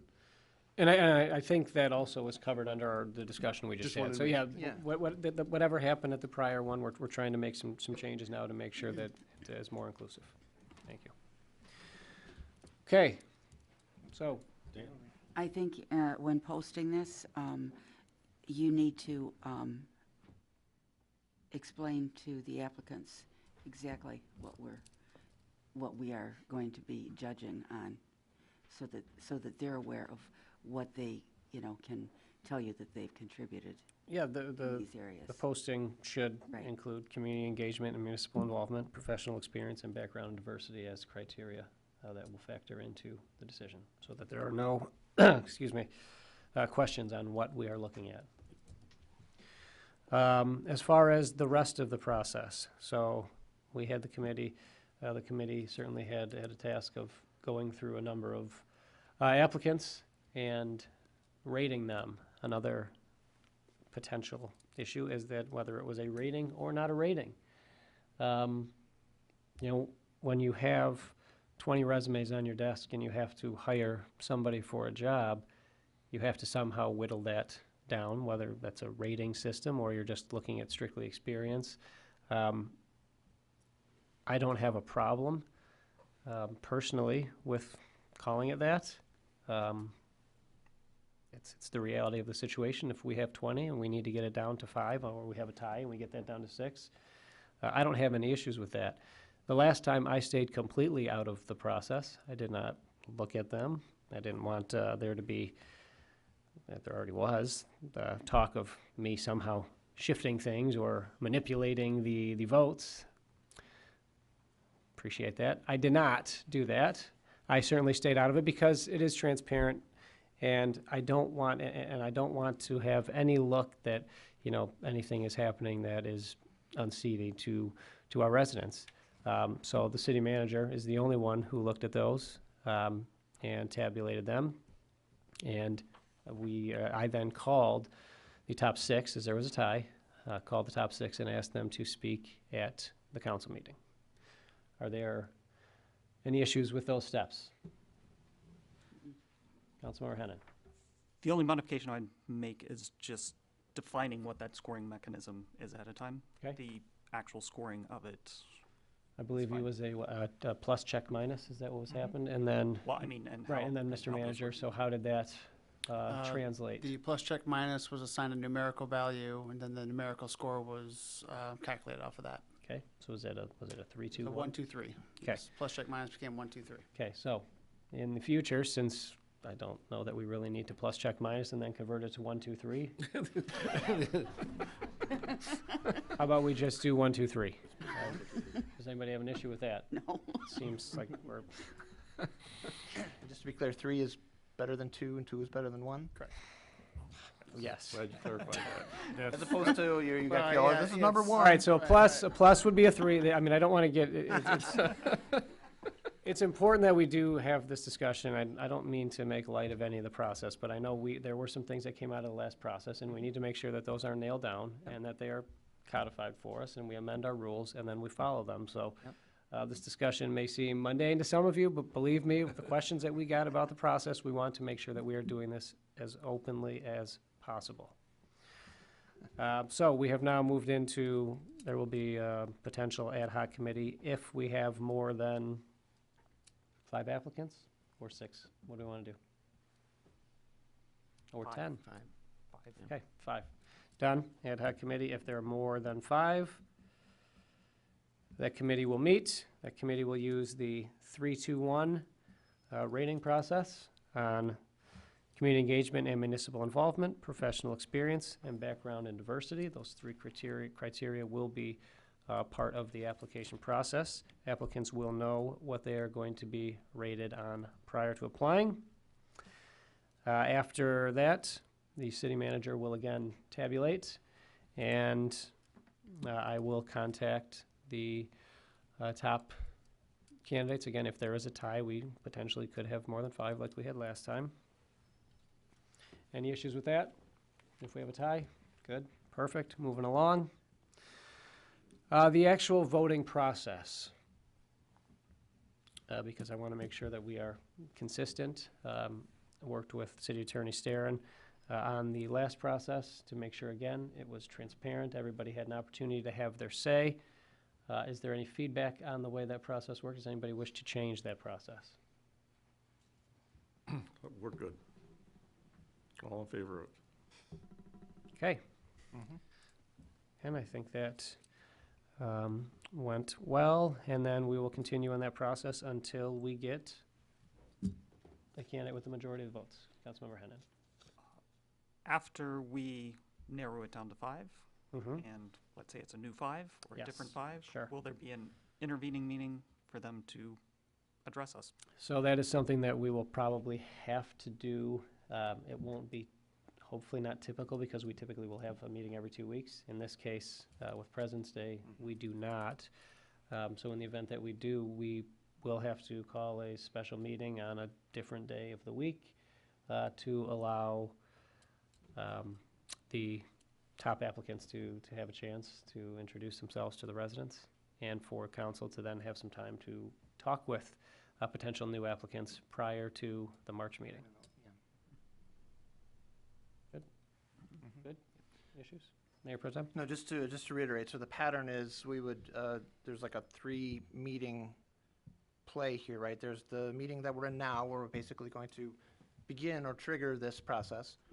There's a second meeting where the top finalists would make their presentations.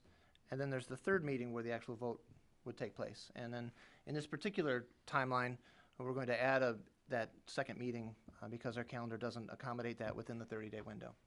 Correct, and that can be part of our rules in the event that we do not have a meeting. A special meeting should be called Right. to give the applicants time. Right. That includes all the meetings of the full council. There could also be a meeting of the subcommittee as well, given the volume of applicants. Right, and that would be between the first and second full council meeting.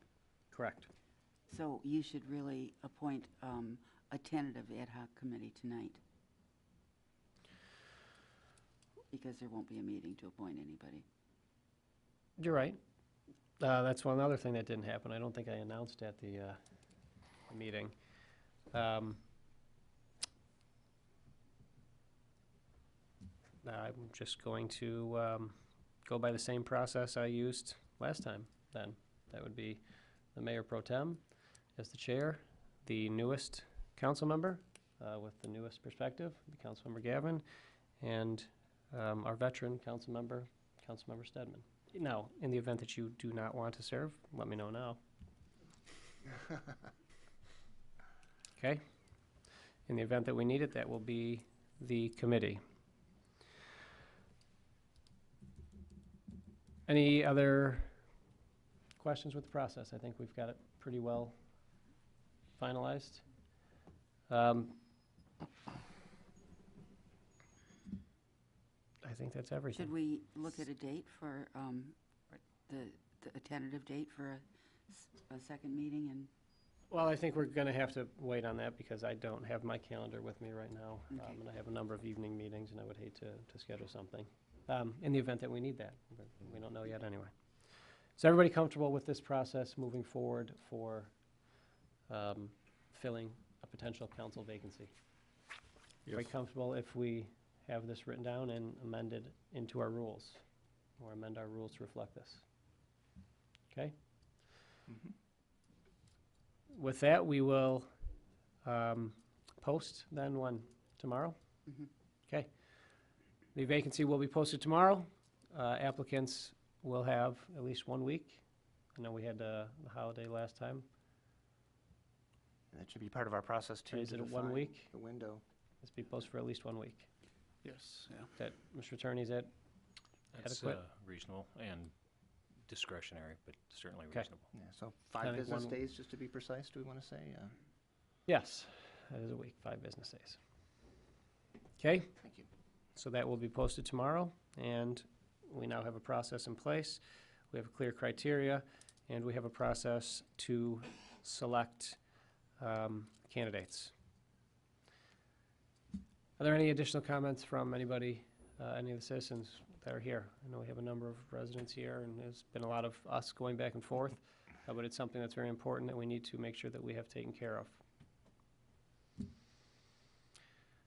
Okay, with that, I will close the discussion. Do I need a motion to close the discussion? motion to close the discussion. Support, if needed. Needed? We have a motion. Can we vote on that?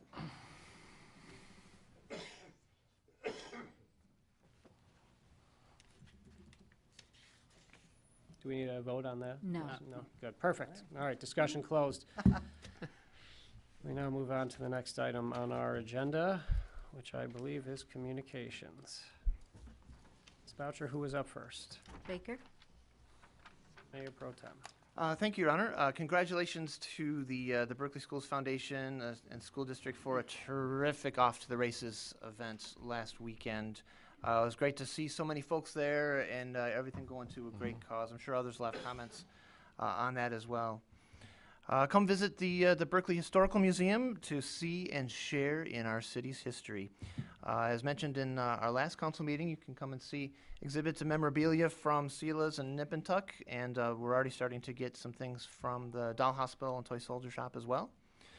And here's to the future and future history with the new businesses that'll be working their way in there in weeks and months to come. The museum is open most Sundays from 2 to 4 and Mondays from 10 to 2. On the Downtown Development Authority DDA front, a couple of quick updates and reminders as well. For the business owners, coming up on Monday, February 19th and Tuesday, February 20th, we welcome Lynn Switnowski, who is a nationally known retail consultant, to come here to our city and spend time with our business owners to help in both large group and on individual sessions to provide ideas, best practices, and consultation on their business plans and things that they can do to continue to grow and become that much more vibrant and stable within our downtown community. So there's a terrific opportunity there. She'll conduct these practical, insightful sessions and also those in-store sessions. And if you're an interested business owner, please contact the DDA. One way to do that is through the website downtownberkeley.com. You can find contact information there. The design guidelines. Our city, through the DDA, is continuing its work on formalizing a set of design guidelines for the look and feel of our downtown. We talked earlier about, from an infrastructure perspective with Complete Streets, this looks above the grade to see what can we do from a community perspective to help encourage inviting and enticing designs for our city to enjoy. The design guidelines draft is available, and there is an input session coming up on Wednesday, March 7th from 6:30 to 8:30.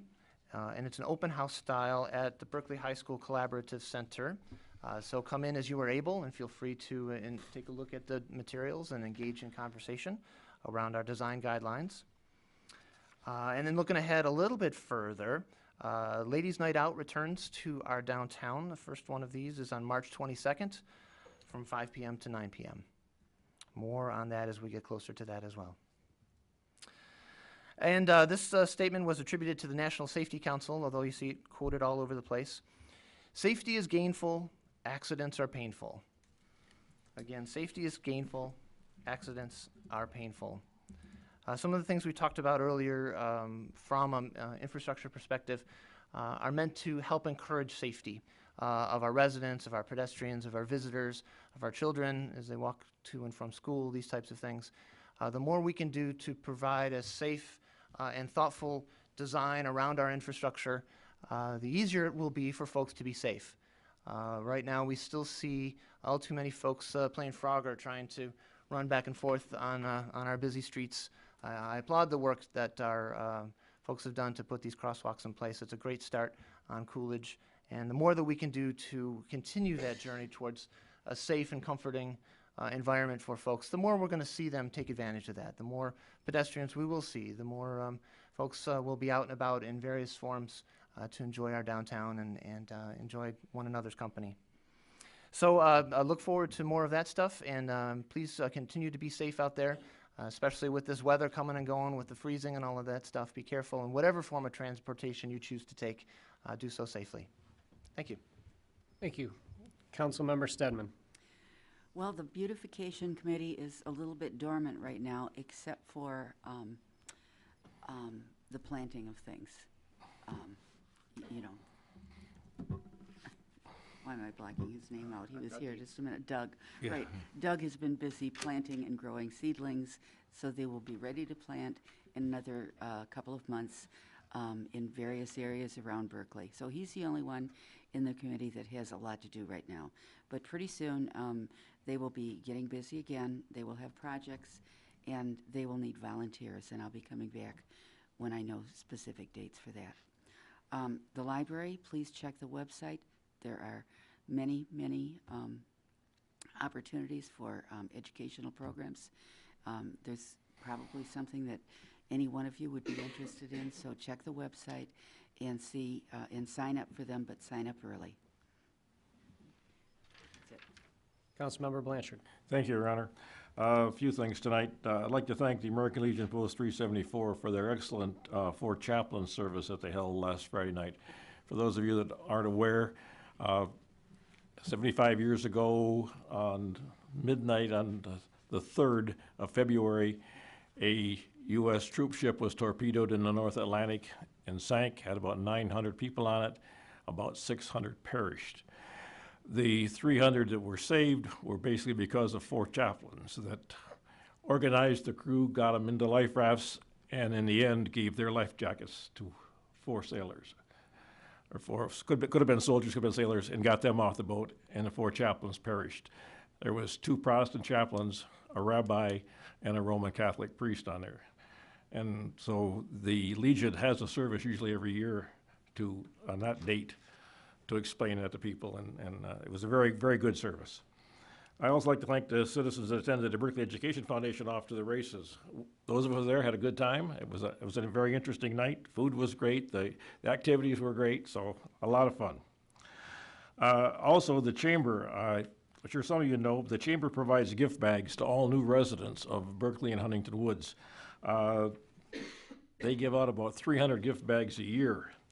And they're about out right now, and I think it's on the 12th of February, they're gonna be packing bags at Berkeley First, I believe. Is that right? See, I got a head nod back there, so that helps, yeah, thank you. So these bags go to the people, if your organization has something that you have 300 of and you wanna put into bags to new residents, you can take it to Berkeley First, or you can contact the Berkeley Chamber, and they'll get them in those bags, and they're passed out through the city halls, both here and in Huntington Woods, to all the new residents. So if you've got a group, an organization that's got something that you want to get in those bags, that's a good way to do it. So, thank you. Thank you. Excuse me, Your Honor, can I add something? I'll allow it. Thank you. Okay, the Beautification Committee would just be so angry with me if they knew that I almost missed this. But on February 27th at Patrick J's from 5 until 9 o'clock, there is going to be a fundraiser. 20% of all proceeds, everything you eat and drink, will go to the Beautification Committee of Berkeley. And they do a wonderful job of things. So please try to get there on February 27th. I believe it's a Wednesday. Thank you. That is indeed very important. Councilmember Hennon.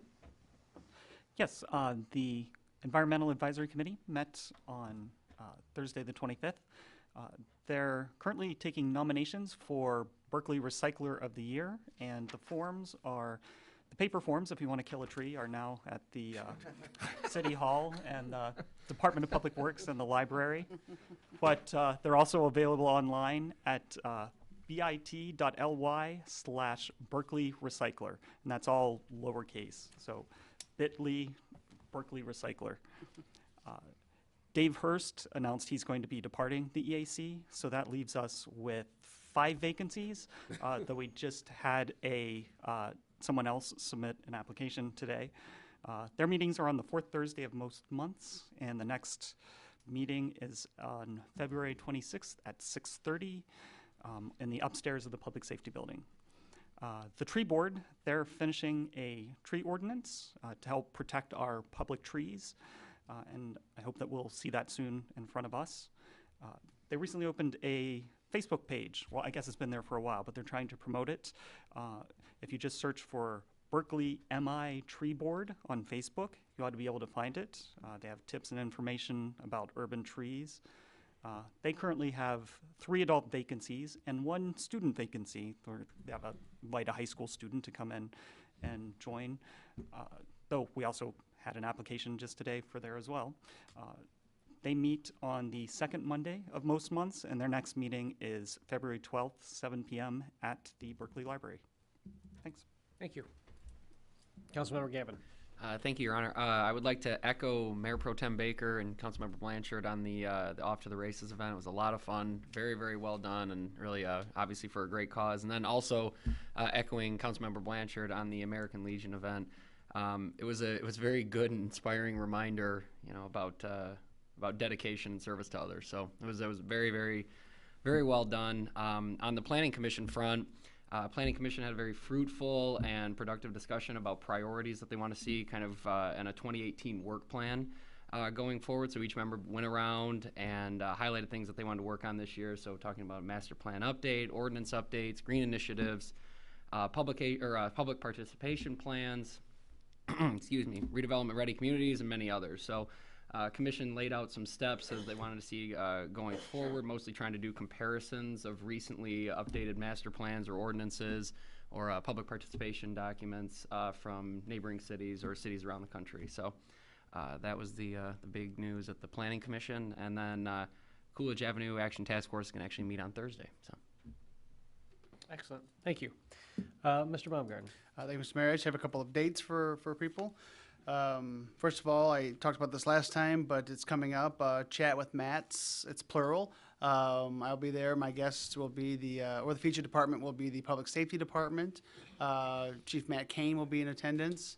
I believe in two of our fantastic lieutenants I think we're going to be there as well, pending any day of items that may come up. We'll be over in the public safety building. That'll be at 6:30 in the large conference room upstairs. So look forward to sitting down and having a chat with Mats. Some other upcoming dates, following the City Council's previous meeting and their discussions on rolling out an informational campaign on why we feel our needs are there for a ballot question in November.